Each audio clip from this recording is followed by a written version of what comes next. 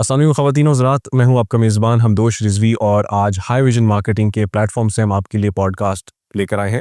आज की जो गुफ्तगू है वो कोई बहुत ज़्यादा रैंडम गुफ्तगू नहीं होगी। हम कोशिश करेंगे कि आज की जो हमारी कन्वर्सेशन है उसमें आपके लिए बेहतर सवालों के जवाब हो और आप ये फैसला कर सकें अपनी ज़िंदगी का कि आपने किस तरीके की इन्वेस्टमेंट्स करनी है और ख़ास तौर पे पाकिस्तान की रियल एस्टेट इंडस्ट्री की क्या हालात हैं। हमारे साथ मौजूद हैं जनाब राना उसामा साहब, जो कि मैनेजिंग डायरेक्टर हैं हाई विजन मार्केटिंग के। सर बहुत शुक्रिया, आपने मेरा वक्त दिया। राना साहब, आप हम कोशिश करेंगे कि हम इसको कोई बहुत ज़्यादा उन सवालों की तरफ ना लेकर जाएं जहां पर लोग बोर भी हो जाएं। हम उस रियलिस्टिक अप्रोच को लेकर चलेंगे जहां पर लोगों को उनके सवालों के बेहतर जवाब मिल सकें। अब रियल एस्टेट पाकिस्तान में क्या एक लग्जरी है या फिर मिडिल क्लास के लिए कोई ऐसा सपना बन चुका है जिसको वो पूरा नहीं कर सकता? क्योंकि पाकिस्तान की सिचुएशन आपके सामने है और रियल एस्टेट ने जो परेशानियां शायद पाकिस्तान में एंड यूजर्स तक दी थी, उनको अब किस तरीके से आप देखते हैं? देखें, जो आपका सवाल है ये बहुत लेंथी है। अगर मैं इसका प्रॉपर जवाब देने में जाऊँगा तो शायद मुझे 1 से 2 घंटे का टाइम जो है वो ज़्यादा ही होगा। लेकिन मैं इसको आपके लिए और आपके सुनने वालों के लिए मुख्तसर करने की कोशिश करूँगा। आपने बात की है कि क्या ये एक लग्जरी है, तो जी बिल्कुल इसके डिफरेंट प्रोडक्ट्स हैं जिसमें लग्जरी प्रोडक्ट्स भी शामिल हैं। ये बिल्कुल इसी तरह है जिस तरह आप कपड़े पहनते हैं, तो आपके बहुत सारे कपड़े ऐसे हैं जो बहुत ब्रांडेड होते हैं और बहुत महंगे होते हैं, जिनका एक मिडिल क्लास आदमी तसव्वुर भी नहीं कर सकता। इसी तरह रियल एस्टेट के भी कुछ प्रोडक्ट ऐसे हैं जो कि हाई एंड प्रोडक्ट्स होते हैं। यहाँ पर बात आती है मिडिल क्लास फैमिलीज की, तो उनके लिए भी इसके अंदर बहुत सारी चीज़ें, बहुत सारे प्रोडक्ट्स जो है वो अभी भी अवेलेबल है और लोग उससे फ़ायदा भी ले रहे हैं।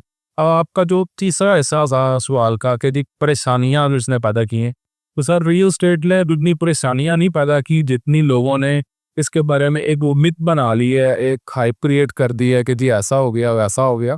मैं बिल्कुल मानता हूँ दूसरी इंडस्ट्रीज़ की तरह यहाँ पे भी कुछ जो फ्रॉडलेंट एलिमेंट्स हैं वो मौजूद हैं, लेकिन वो पकड़े जाते हैं अपने खदोखाल से। उनका पता चल जाता है कि वो आया नुकसान पहुंचाने की नीयत से काम करने आया है या फ़ायदा देने की। तो जो एक वाइज़ डिसीजन मेकर है, सियाना इन्वेस्टर जिसे हम कहते हैं, वो बहुत अच्छे फैसले अगर करे तो बड़ा बेनिफिट उठा सकता है और बहुत ज़्यादा फाइनेंशियल बेहतर साबित हो सकता है। अच्छा, तो बायर जो है, जो कंज्यूमर है बेसिकली, क्या उसको पता है कि वो क्या चीज़ खरीद रहा है या बस जज्बात पे डील हो जाती है? लेकिन दोनों चीज़ें हो जाती हैं, जज़्बात पे भी डील हो जाती है। कई लोग जो हैं वो अपने आप को उस चीज़ के साथ, उस प्रोडक्ट के साथ एफ़िलिएट करना चाहता है और अपने एस्पिरेशनल ग्रुप का हिस्सा बनते रहते हैं और इसलिए वो चीज़ खरीद बैठते हैं, जबकि उनकी फाइनेंशियल एपेटाइट उनको इस चीज़ की इजाज़त ही नहीं देती कि वो उस प्रोडक्ट में इन्वेस्ट करें। लेकिन दूसरी तरफ रियलिस्टिक प्रोडक्ट्स भी मौजूद हैं जिसके अंदर आपका सर-ए-फ़हरिस्त इस वक़्त आप लाहौर में देखते हैं। मैं बार-बार ज़िक्र करता हूँ चहार बाग का। चहार बाग ज़मीन से जुड़ा हुआ एक प्रोजेक्ट है जिसमें आपको ग्राउंड रियलिटी नज़र आती है। तो आपको नहीं लगता कि ज़्यादातर डेवलपर्स जो हैं वो एनओसीज़ में, अप्रूवल्स में फँस जाते हैं और उनके फँसने से जो कंज्यूमर होता है, जो एंड यूज़र होता है, उसका पैसा रुल जाता है? लेकिन जी मैं आज अगर पंजाब के सिनेरियो में, ख़ासकर लाहौर के सिनेरियो में बात करूँ, तो जो रावी अर्बन डेवलपमेंट अथॉरिटी है रूडा, ये तो इसने तो स्मूथ कर दी है चीज़ वन विंडो ऑपरेशन के थ्रू। एनओसी लेना अब कोई मुश्किल चीज़ नहीं है अगर आप अपने सारे चेक पॉइंट्स या उनको पूरा करते हैं, उसके बाद आप अपनी लीगल फीसेस अदा करते हैं, तो मेरे ख्याल में किसी किस्म की कोई रुकावट आपके रोड मैप में नहीं पैदा की जाती। अगर आप एनओसी लेके काम करना चाहते हैं तो एनओसी तो मौजूद है, लेकिन हमारे यहाँ ये होता है कि बहुत से ऐसे लोग जो गरीब आदमी का खून चूसने पे यकीन रखते हैं, वो एनओसी के बगैर ही काम शुरू कर देते हैं और उसका अलमिया ये है सोसाइटी का कि लोग भी उनकी बातों पे यकीन कर लेते और आगे बढ़ जाते हैं। जबकि अब रूडा में अगर आप देखते हैं, रूडा ने सिक्योरिटी अलॉटमेंट पेपर इशू कर देगा, वो एक्सपर है उसका आगाज़ किया है। उसके अलावा रूडा के लोग एनफोर्समेंट स्क्वाड्स हैं, वो इस बात को यकीनी बना रहे हैं कि कोई इलीगल सोसाइटी रूडा की जुरिस्डिक्शन में ऑपरेट ना कर सके। तो आज के इस दौर में खासकर लाहौर के अगर हम हवाले से बात करते हैं, लाहौर के अंदर रियल एस्टेट की जो एक्सपेंशन है वो इस वक्त रूडा कर रहा है। तो डूडा के अंदर तो एनओसी का जो प्रोसेस है वो डिफिकल्ट नहीं है। ये तो आप ये क्या समझते हैं कि हम डेवलपर को या प्रोजेक्ट ओनर को तो कसूरवार ठहराते हैं, लेकिन कहीं पर मेरे ख्याल से जो कंज्यूमर है उसकी आगाही में कमी की वजह से बहुत सारे मसाइल पैदा होते हैं, जिस वजह से फिर परेशानियां बढ़ती हैं। तो अगर हम इसको बायस रहते हुए एक साइड के कसूरवार ठहरा देंगे तो मेरे ख्याल से ये तो ठीक नहीं होगा। इस हवाले से आप क्या समझते हैं? नहीं देखें, जिसने घर से निकले फ्रॉड की नीयत से, असल कसूरवार तो वही है। और ये बड़ी मशहूर अच्छा, ओवरनाइट अमीर होने वाला भी तो कॉन्सेप्ट एक है ना हमारे। मशहूर saying है, मैं आपको बात काट रहा हूँ कि जब तक बेवकूफ़ मौजूद है तो फ्रॉडियों की मौज है। बिल्कुल ऐसे है, सही। तो उस सिलसिले के अंदर ये है कि अगर कंज्यूमर अपनी रिसर्च मुकम्मल करे मार्केट की, और अपने जो रिश्तेदार हैं, मामू चाचू, ये बड़ा मसला है। ये इनसे फाइलें ना लें, सिर्फ और सिर्फ किसी प्रोफेशनल प्रॉपर्टी कंसल्टेंट का इंतखाब करे और फिर अपनी इन्वेस्टमेंट करे। देखें, जब आप डॉक्टर के पास जाते हैं तो डॉक्टर के ऊपर रिसर्च करके जाते हैं कि कौन सा डॉक्टर अच्छा है और इसकी एक्सपर्टीज़ क्या है, और इसका जो अक्सर आप देखते हैं जी वेबसाइट पे स्कोर क्या है। जब आप प्रॉपर्टी लेने आते हैं तो आप अपने रिश्तेदारों की मेट चढ़ जाते हैं, वो अपने 50,000 के पीछे आपकी कोई 15-20 लाख की जो इन्वेस्टमेंट है उसका बेड़ा गर्क करवा देते हैं। तो जब भी प्रॉपर्टी लें, खुद से रिसर्च करें और प्रोफेशनल प्रॉपर्टी कंसल्टेंट का इंतखाब करें। तो वो फैसला कैसे करेंगे कि कौन सा प्रोजेक्ट ठीक है, कौन सा नहीं ठीक? अभी तो ग्राउंड के ऊपर जब कुछ होता भी नहीं है तब से प्रोजेक्ट बिकना शुरू हो जाते हैं, तो एंड जो कंज्यूमर है वो फिर परेशान होता है कि अब कैसे फैसला करें। लेकिन जी इसके अंदर दो चीज़ें हैं। सबसे पहली चीज़ अगर वो ये देख लें कि आया जो सोसाइटी है वो हमें जो कागज़ का टुकड़ा जिसको हम फाइल कहते हैं ऑफर कर रही है, उस कागज़ के टुकड़े के पीछे लैंड मौजूद है या नहीं है, सिर्फ इस चीज़ को वेरीफाई कर ले तो उसको पता चल जाएगा कि सोसाइटी डिलीवरी दे। और वेरीफाई कहाँ से होता है? ये तो आप लैंड ऑफिस से जाके वेरीफाई कर सकते हैं, या पीपी इसका देख सकते हैं कि इसके पास कितने कनाल का पीपी जो है वो अवेलेबल है, मौजूद है। ठीक है जी।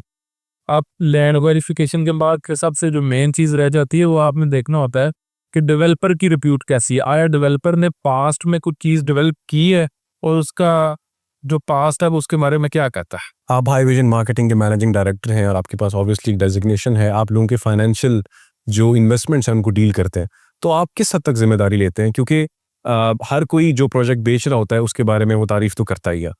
What is new in this कि आप कितनी जिम्मेदारी लेते हैं? लेकिन जी हाई विजन मार्केटिंग जहाँ जहाँ भी इवॉल्व है रियल एस्टेट के अंदर, और जो भी प्रोडक्ट हमारे हाथ से बिका है हम उसकी 100% जिम्मेदारी लेते हैं, उसकी डिलीवरी की जिम्मेदारी लेते हैं बेसिकली कि वो डिलीवर किया जाएगा, और वो डिलीवर किए जा रहे हैं। जैसे चहारबाग का फेज़ 1 है, ये हमने इसमें माशाल्लाह तकरीबन सबसे ज़्यादा प्लॉट है उसे इतनी होता है। तो मेरा ये मानना है कि यहाँ पे डिलीवरी आपके सामने है। प्राइवेट प्रोजेक्ट्स की निस्बत जो गवर्नमेंट बैक प्रोजेक्ट्स जैसे रूडा का प्रोजेक्ट है चहारबाग एनक्लेव, चहारबाग 1 कामयाबी से मुकम्मल हो चुका और डिलीवरी पर है, तो प्राइवेट प्रोजेक्ट्स की निस्बत इनको बेचना कितना आसान होता है? और एक तासुर है जिसका शायद आप टैकल कर सकें, एक तासुर ये होता है कि गवर्नमेंट प्रोजेक्ट है, डिले तो होगा।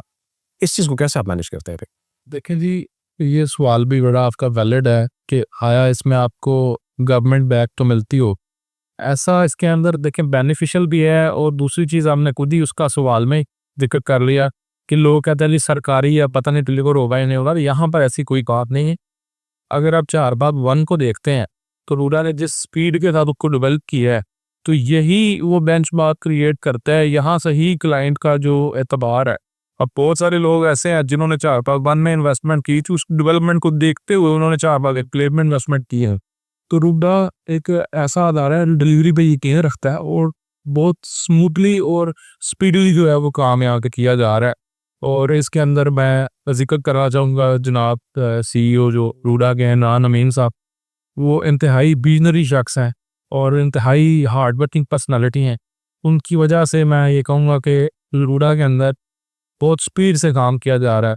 और इसके अलावा जो हमारे एग्जीक्यूटिव डायरेक्टर हैं कमर्शियल के जनाब काशिफ कुरैशी साहब, उन्होंने हमेशा सपोर्ट की है अपने लोगों को, अपनी अथॉरिटी को, और लोगों के लिए आसानियाँ पैदा की हैं। नॉर्मली बिजली, पानी, गैस, ये वाली फैसिलिटीज़ और इम्यूनिटीज़ जो है वो हर सोसाइटी बता रही होती है। इसकी मास्टर प्लानिंग किस तरीके से यूनिक है चहारबाग की, चहारबाग एनक्लेव की, और अभी ग्राउंड पे क्या सिचुएशन है? लेकिन चहारबाग अगर 1 की आप बात करते हैं तो मेन बॉलीवुड है वो 220 फीट का, और मेरे नॉलेज के मुताबिक अगर मैं गलत नहीं हूँ तो लाहौर में सबसे बड़ा जो मेन बॉलीवुड है वो BHA फेज 6 का जो 150 फीट का। राइट, तो यहाँ से आप देख लें एक बहुत बड़ा फ़र्क है। बिजली, पानी, गैस तो देखें नहीं फंडामेंटल चीज़ें हैं। मैं इनको उस तरह से एमिनिटीज़ में तस्वुर नहीं करता जैसे लोगों को एक दिखा के ख्वाब तो बेच दिया जाता है। ये तो हर किसी का बुनियादी हक है।